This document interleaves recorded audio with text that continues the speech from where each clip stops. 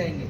आप अभी जहाँ पे खड़े हो, ये पहले सीहाड़ गांव था, नाथ द्वारा इनके आने से पड़ा। औरंगजेब का जब हमला हुआ, मथुरा वृंदावन गिरिराज जी वहां से ये पलायन करते करते इस गांव में आए। बीच में बहुत सारे गांव पड़े, किसी भी राजा ने इनको शरण नहीं दी, क्योंकि सब औरंगजेब के अधीन हो गए थे।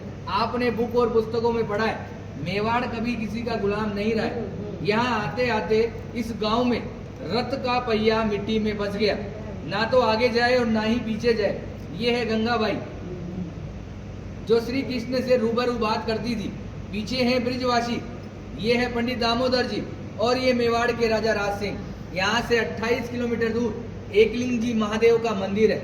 ये महादेव से डायरेक्ट बात करते थे, जैसे गंगाबाई श्री कृष्ण से बात करती थी, वैसे ये डायरेक्ट महादेव से बात करते थे।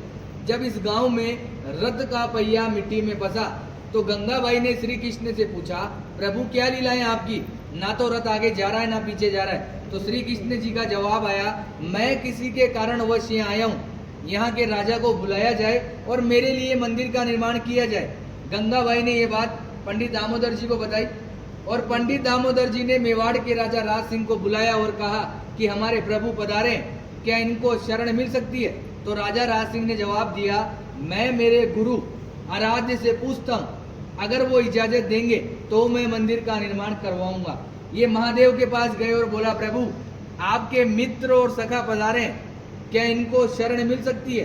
तो भोलेनाथ ने एक सुंदर सा जवाब दिया, मेवाड़ की जनता अगर इसके नखरे उठा ले तो ही इसी को रोकना है, अन्यथा जाने देना है, क्योंकि ये अलग अलग श्रृंगार करता है, 8 समय की झांकियां लेता है और अलग अलग भोग लेता है। घूम फिर के ये बात गंगाबाई के पास आई, और गंगाबाई ने श्री कृष्ण को बताया, प्रभु आपके लिए तो महादेव ऐसा ऐसा बोल रहे हैं। तो इन्होंने भी एक सुंदर सा जवाब दिया कि वो है बोला, नाम से भी बोला है, काम से भी बोला है, उसको तो 2 रुपए की राख लगाकर बैठा दो तो बैठा रहेगा, मगर मेरे नखरे वो जानता है। मैं मेवाड़ की जनता को वचन देता हूँ, मैं यहाँ का जल भी ग्रहण नहीं करूंगा। आज भी जल यमुना नदी से आता है, सीधा मंदिर में रखाया जाता है, मंदिर में जो झारी जी भराई जाती है, और उसी जल का जो प्रसाद बनता है वही ठाकुर जी ग्रहण करते हैं। आप लोगों का जो प्रसाद होता है वो बाहर दिखाकर बाहर ही बांट दिया जाता है।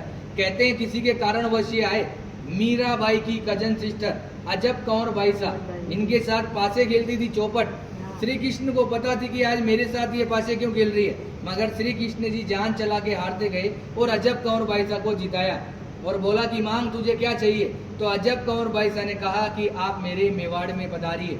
आज 350 साल हो गए ठाकुर जी को यहाँ विराजते हुए, 150 साल बाद अपन भी जीवित रहेगी।